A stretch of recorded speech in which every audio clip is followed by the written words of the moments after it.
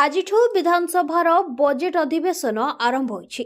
ଏଥର ଦୁଇଟି ପର୍ଯ୍ୟାୟରେ ହେବ ବଜେଟ୍ ଅଧିବେଶନ। ପ୍ରଥମ ଅଧିବେଶନ ଆଜିଠୁ ଆରମ୍ଭ ହୋଇ ଫେବୃଆରୀ 21 ତାରିଖ ପର୍ଯ୍ୟନ୍ତ ଚାଲିବ।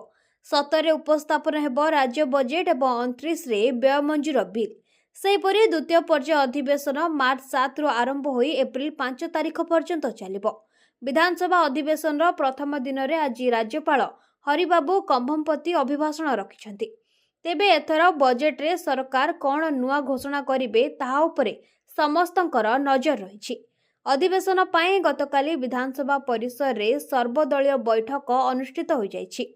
ବାଚସ୍ପତି ସୁରମା ପାଢ଼ୀଙ୍କ ଅଧ୍ୟକ୍ଷତାରେ ଅନୁଷ୍ଠିତ ଏହି ବୈଠକରେ ମୁଖ୍ୟମନ୍ତ୍ରୀ ମୋହନ ମାଝୀ, ଉପମୁଖ୍ୟମନ୍ତ୍ରୀ କନକ ବର୍ଦ୍ଧନ ସିଂଦେଓ, ବିରୋଧୀ ଦଳ ମୁଖ୍ୟ ସଚେତକ ପ୍ରମିଳା ମଲ୍ଲିକ, କଂଗ୍ରେସ ବିଧାୟକ ରାମଚନ୍ଦ୍ର କାଡାମ ପ୍ରମୁଖ ଉପସ୍ଥିତ ଥିଲେ। ଗୃହ କାର୍ଯ୍ୟରେ ସମସ୍ତଙ୍କୁ ସହଯୋଗ କରିବାକୁ ଅନୁରୋଧ କରିଥିବା ବେଳେ ଆସନ୍ତାକାଲି 10ଟା 30 ଯାଏଁ ଗୃହକୁ ମୁଲତବୀ ରଖାଯାଇଛି। ଗୃହକୁ ମୁଲତବୀ ଘୋଷଣା କରିଛନ୍ତି ବାଚସ୍ପତି Surama Padhi. Bureau report, Niladri media.